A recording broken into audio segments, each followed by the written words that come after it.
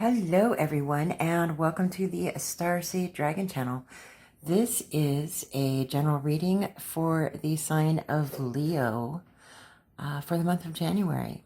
General reading. It doesn't matter where your placements are. It's the energy of the sign of Leo. So if this doesn't sing to you, check out your other placements and for the other signs, because I'm doing the whole zodiac, right?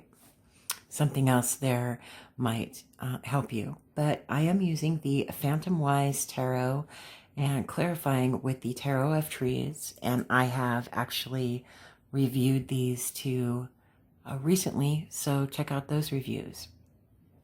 So we got the Two of Wands clarified by the Six of Pentacles. King of Wands clarified by the Queen of Cups.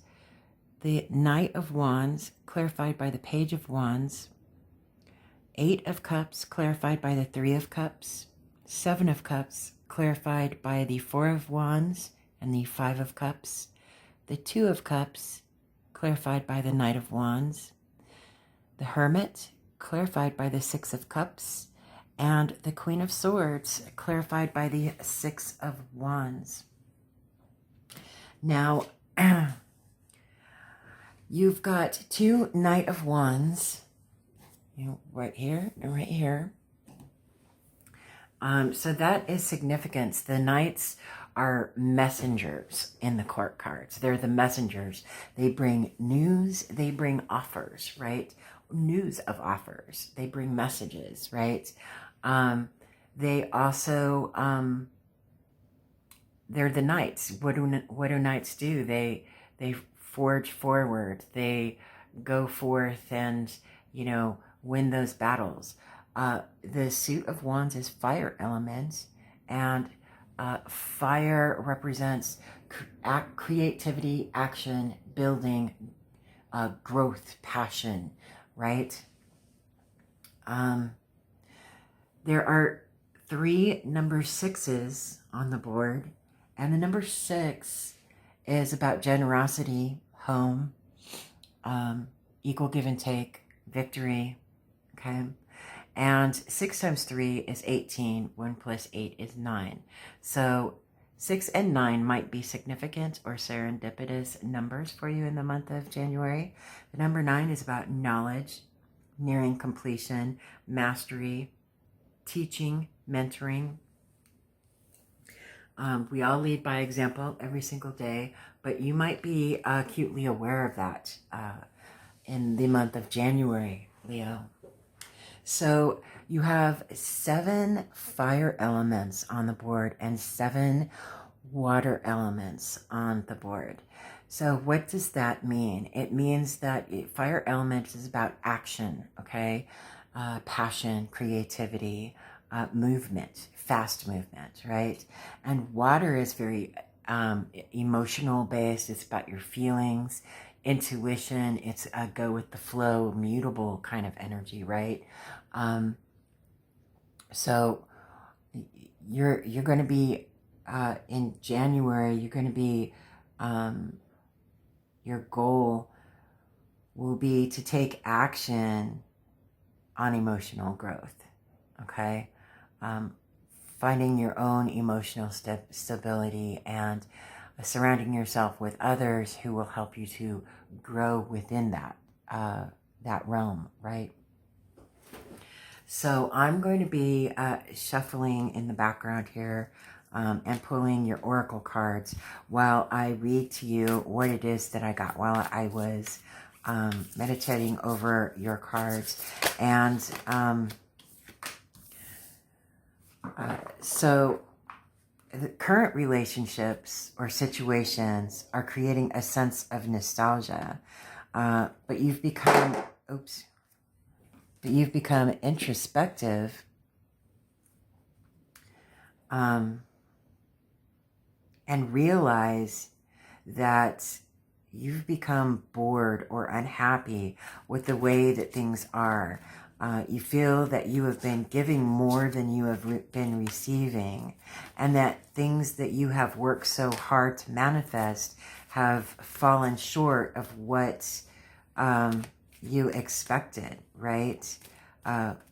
Fallen short of what you were hoping for. So you will take action to eliminate or move away from people, things, habits, situations that don't help you with your growth. You'll be taking action to weed your garden, so to speak. Cutting out the things, people, situations that are stifling your growth.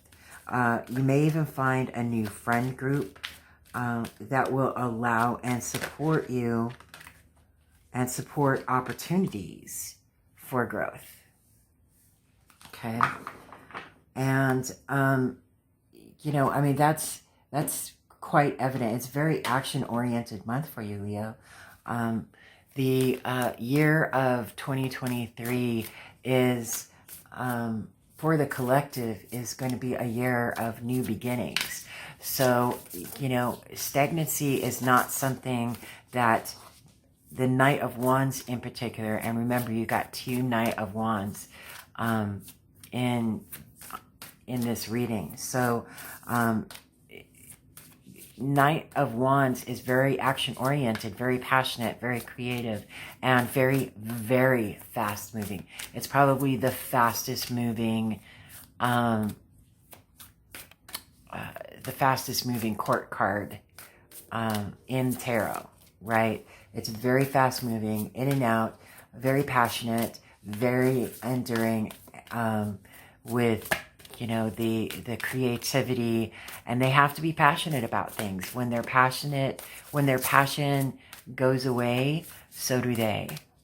Okay, and this is what you may be feeling. You know, looking towards the future, seeing that, you know, that reciprocity isn't quite there in the situations, the things, the people that you're currently surrounded by, right?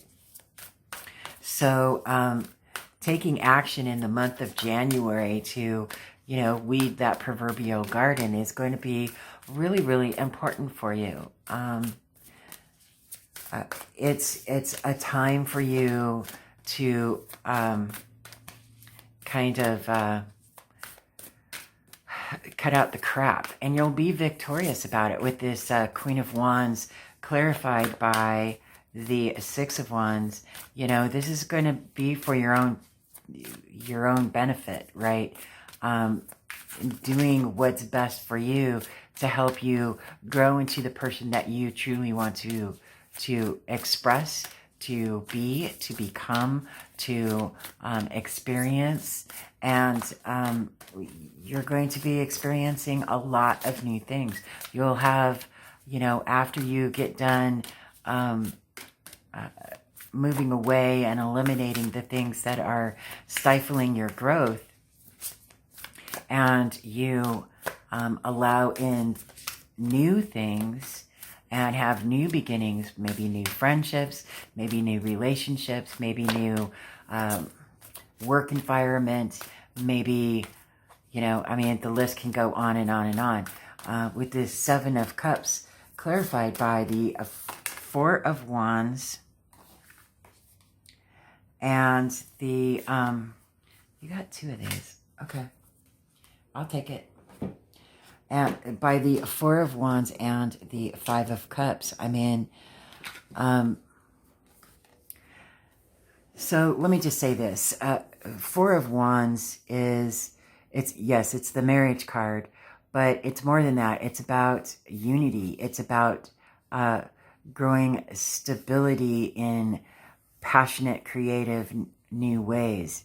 Additions to your soul tribe, to your family unit, to your surroundings, newness coming in to create a sense of stability, right? And the Five of Cups is about grief and loss, right? Disappointments, right? Fives are changes and challenges, and cups represent water element, which is about emotions. This is not emotionally fulfilling for you, and it's emotionally challenging for you, right? So these are clarifying this Seven of Cups, which represents, it could represent confusion on which path to take. It also represents introspection, emotional introspection. Okay, again, cups is water element, which has everything to do with cups, and the number 7 is about introspection, right? But this also represents being spoiled for choice. You know, be careful what you wish for, right? Be careful the choices you make, because they could end up splendidly and stable and passionate, or they could be disappointing, right? And these cards are telling me that the choices that have been made in your surroundings, you have gone and, you know, inside with this Hermit card and thought back, right? Because the Six of Cups is about nostalgia, right? Where's that reciprocity?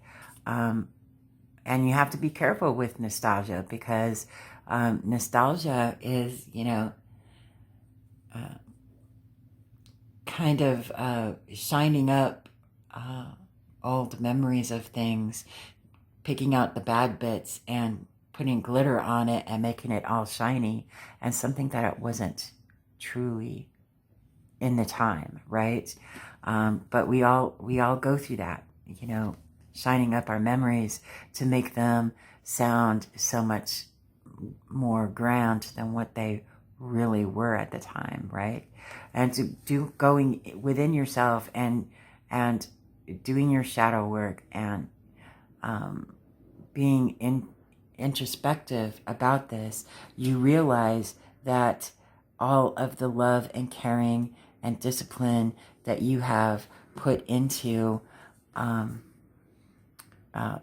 creating emotional balance and unity within your world, it no longer has any passion for you, right?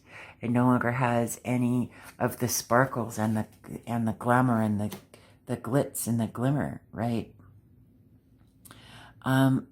This Queen of Swords, clarified by the Six of Swords at the end here, this is talking about, you know, the Queen of Swords, air elements, and it has everything to do with the mind, logic, knowledge, truth, honesty, right? The Queen of Swords does not take crap from anybody, right?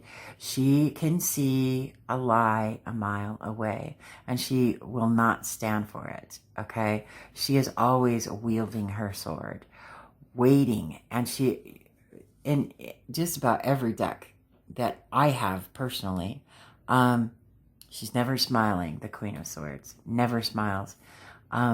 She's not emotionally based. She guards her heart quite feverishly, right? She has those walls around her heart because she is all about truth, right? Truth and knowledge. She cuts out the nonsense, which is exactly what you will be doing in the month of January with this Eight of Cups. Walking away from that which no longer serves you, right? That no longer gives you emotional fulfillment, right?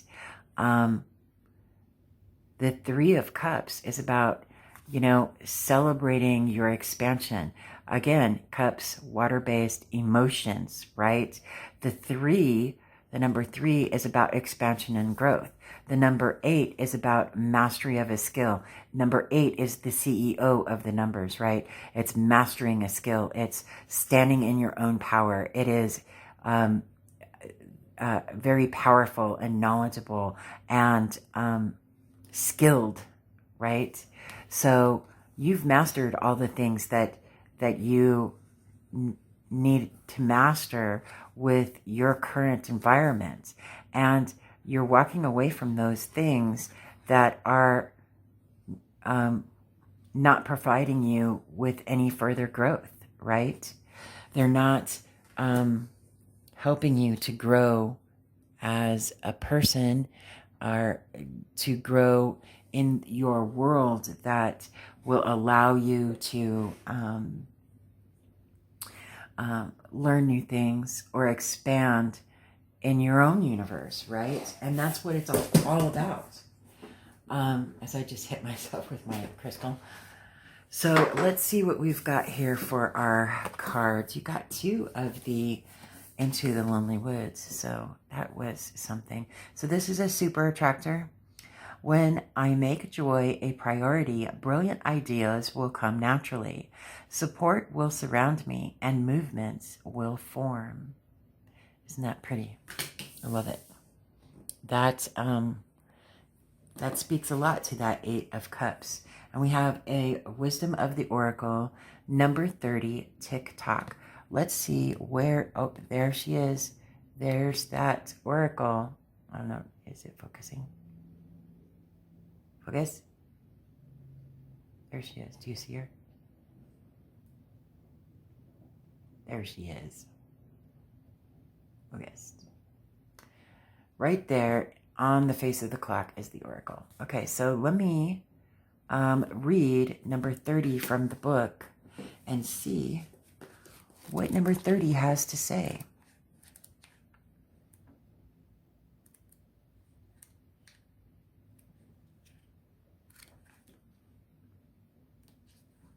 Okay, number 30.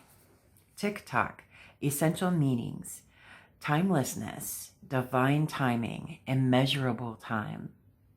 The Oracle's message.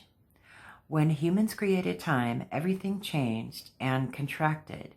People have come to look at life in a linear way, imagining that the past is behind them and the future ahead of them. But what if that isn't true at all? What if everything creativity, beauty, chaos, and order were happening now in a glorious timelessness? You have all the time in the world to co-create the life you desire. So release your agenda. Let go of your need to shape each moment to your expectations, knowing that what is yours will never be withheld from you.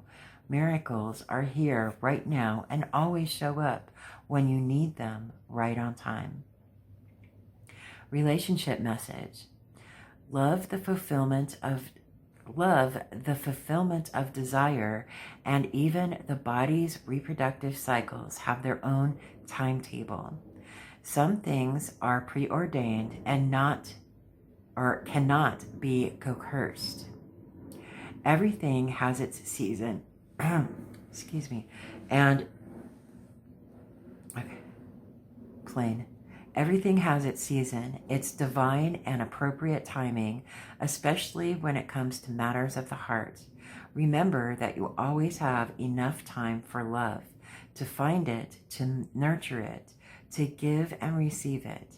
Its clock is eternal and ticks accordingly to the beating of your heart in perfect rhythm.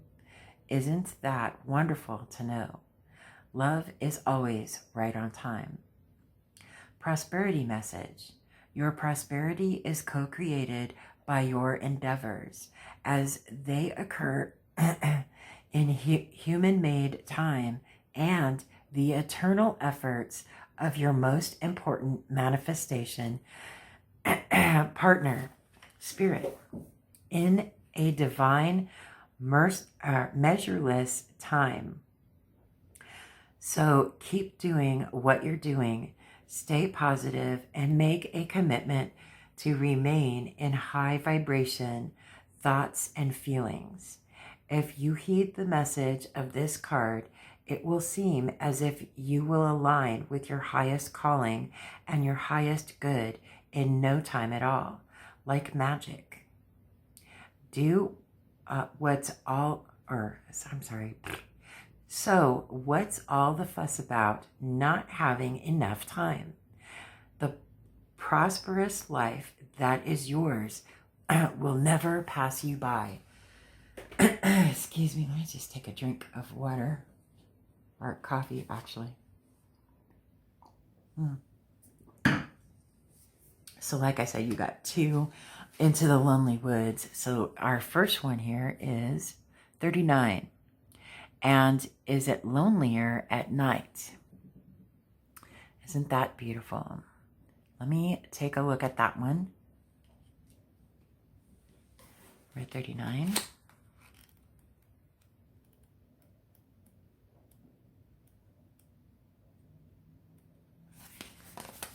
And is it lonelier at night? At night, we become strange as moonlight. Too many people have starved for solitude and silence and intimacy with the self. Without solitude, without self-knowledge, without the stranger self, we cannot love another or know them truly. Others are not our saviors, nor is the role to fill the space and silence of night or of day. We must do this first by entering the void of night and bringing it to life. In this way, we will have something worthwhile to share along the way. The dawn will come, but let the night's peculiar light illuminate the wild world that resides within you. When you do this, what was once unseen will reveal itself and share the road with you a while. And then let's see what our other one is. There are others like you. Number 9. Number 9. That's pretty spectacular. I really love that card. I love all of the cards in this deck, to be truthful. Number 9. Oops. Number 9. There are others like you. Others like you are experiencing an awakening. The truth you are awakening to is the changing nature of your being. The way we have life within life within life. It seems as if you are the only one experiencing such a profound rebirth, and this can lead you to feel bleak, believing that there is no one else who has experienced quite what you have. This is true. Your experience is unique and profound, but it is a theme that other souls are gently seeing the possibilities of their own freedom. They walk their own path, shunning the loud voices of the human world that shout their empty words into numb ears and blank minds. There are others like you. You are not alone in this rebirthing of the inner and outer worlds. Isn't that gorgeous? I love it. These are fantastic messages, and I hope that they sang to you in some way. Again, if they didn't, leave them be and check out the other videos for all the other signs that you might have placements in, and to see if something might sing to you there. Other than that, I hope you have a fantastic new year and a wonderful action-oriented and action-packed January, and I will see you on the next video.